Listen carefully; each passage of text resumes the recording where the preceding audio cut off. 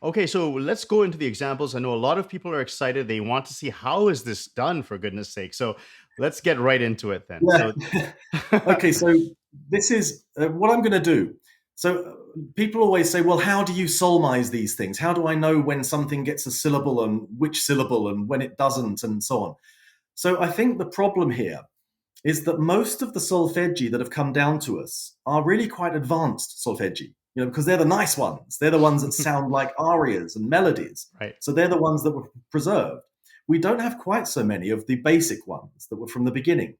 But, and here's the important thing, if you want to understand how the complex ones work, you have to work through the simple ones first, because the same patterns come back again and again, each time slightly more complicated, slightly more embellished. And so if like me, you've actually gone through, whole series of these things from the simplest to the most complex, I can see quite easily that, it's the same pattern. It realized in a different way. But if you go straight to the complex ones, you're going to really struggle. And I would struggle, in fact, if I go to a complex solfeggio and I don't know other solfeggi by that particular author, then I'm really going to struggle to know what's going on.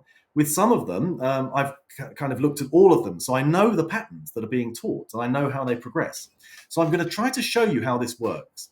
What we've got in front of us is a solfeggio number 7 from a collection of 115, probably the single most important collection in the 18th century, by a Neapolitan maestro called Carlo Cotomacci. And Cotomacci taught for his whole life in Naples, basically. And he taught the solfeggio course, and his 115 lessons go from the really basic scales and so on to the most complex virtuoso melodies. And they were all solmized in the same way. So what we've got here, if you can look at that, we've got here number 7. It's very, very basic solfeggio. I'll just very quickly play it for you on the piano.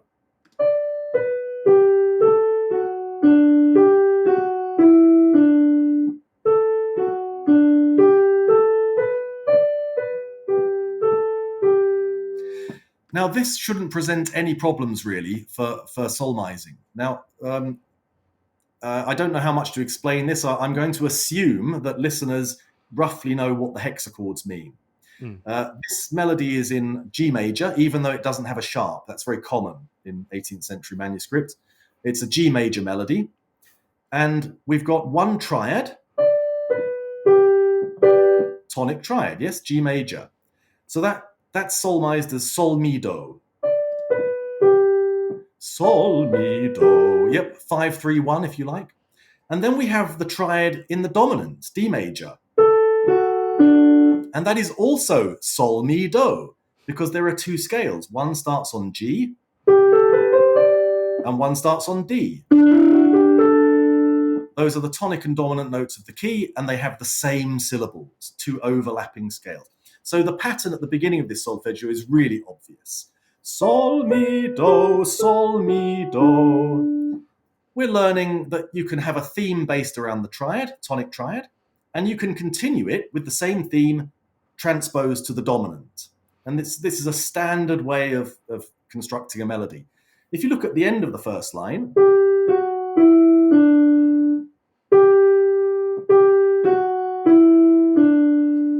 fa mi re do, 4-3-2-1 in D major. That is an absolutely standard Cotomacci cadence. Cotomacci used that all the time in the most inventive and amazing ways later on, by the way. they very rarely look like that. And then we've got a gap. The pause is very important. The pause is teaching you about form. It's saying we have now finished the first part of our 2-part composition, and there is a gap. So we have the pause.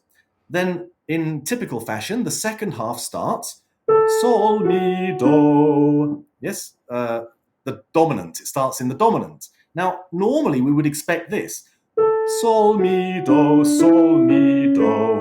the same as we had at the beginning. But this time it truncates. It goes straight to a cadential phrase. Sol mi do, do re mi, sol mi do re do. Again, round that first opening triad. If you go down, Nikhil, to the next page, I've actually realized it for you. I've added a bass line as well. Sol mi do, fa mi re do. sol, mi, do, re, mi, sol, mi, do, re, do. Now, notice a few other things I'll just quickly point out.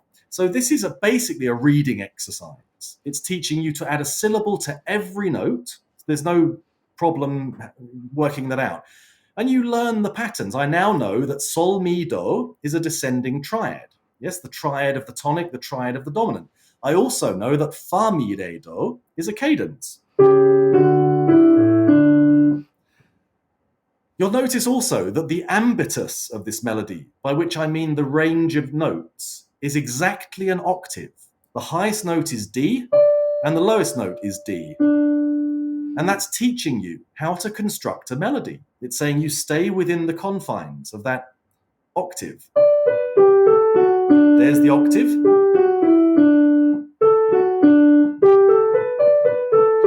Notice the symmetry. Yes, we have a descent through the octave and then an ascent back to the top.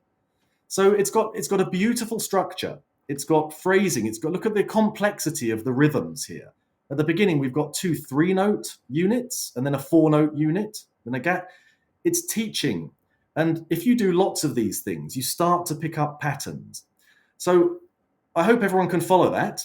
Now, Professor Baragwanath, these lines, are these part of the manuscript, or are you just using that to illustrate? These are added. These are my additions. So the bass line and the slurs are there to perform, because another problem we have, of course, it's like Bach manuscripts, isn't it, where there are no slurs and no performance indications.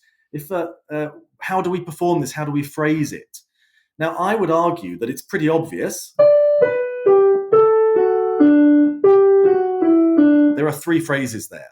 It makes no sense at all to do something like this. It doesn't make any sense at all.